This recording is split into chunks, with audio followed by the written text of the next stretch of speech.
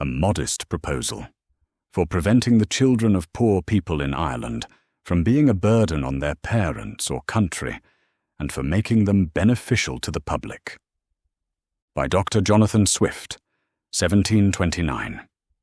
Read by Edward. It is a melancholy object to those who walk through this great town or travel in the country, when they see the streets, the roads, and cabin doors crowded with beggars of the female sex, followed by 3, 4, or 6 children, all in rags, and importuning every passenger for an alms. These mothers, instead of being able to work for their honest livelihood, are forced to employ all their time in strolling to beg sustenance for their helpless infants, who, as they grow up, either turn thieves for want of work, or leave their dear native country to fight for the Pretender in Spain, or sell themselves to the Barbados.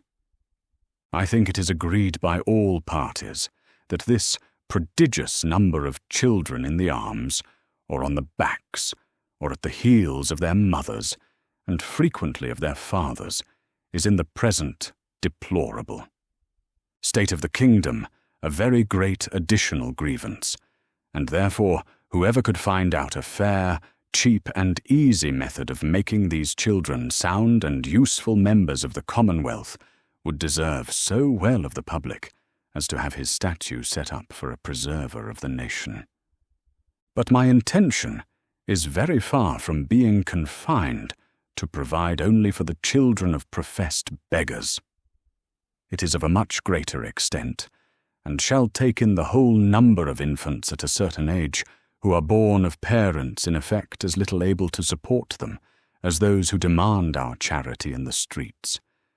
As to my own part, having turned my thoughts for many years upon this important subject, and maturely weighed the several schemes of our projectors, I have always found them grossly mistaken in their computation. It is true, a child just dropped from its dam may be supported by her milk for a solar year, with little other nourishment. At most, not above the value of 2 shillings, which the mother may certainly get, or the value in scraps, by her lawful occupation of begging.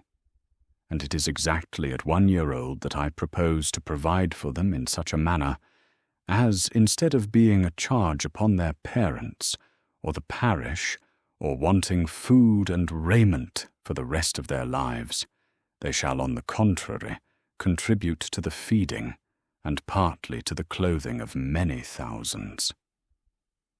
There is likewise another great advantage in my scheme, that it will prevent those voluntary abortions, and that horrid practice of women murdering their bastard children, alas, too frequent among us, sacrificing the poor innocent babes, I doubt, more to avoid the expense than the shame, which would move tears and pity in the most savage and inhuman breast.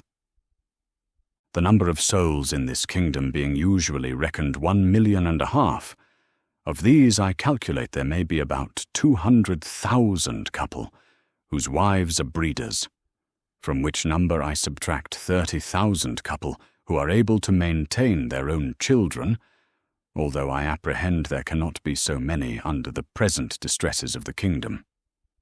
But this being granted, there will remain 170,000 breeders. I again subtract 50,000 for those women who miscarry, or whose children die by accident or disease within the year. There only remain 120,000 children of poor parents, annually born. The question, therefore, is how this number shall be reared and provided for, which, as I have already said, under the present situation of affairs, is utterly impossible by all the methods hitherto proposed. For we can neither employ them in handicraft or agriculture. They neither build houses, I mean in the country, nor cultivate land. They can very seldom pick up a livelihood by stealing till they arrive at 6 years old, except where they are of towardly parts, although I confess they learn the rudiments much earlier, during which time they can however be properly looked upon only as probationers. as I have been informed by a principal gentleman in the county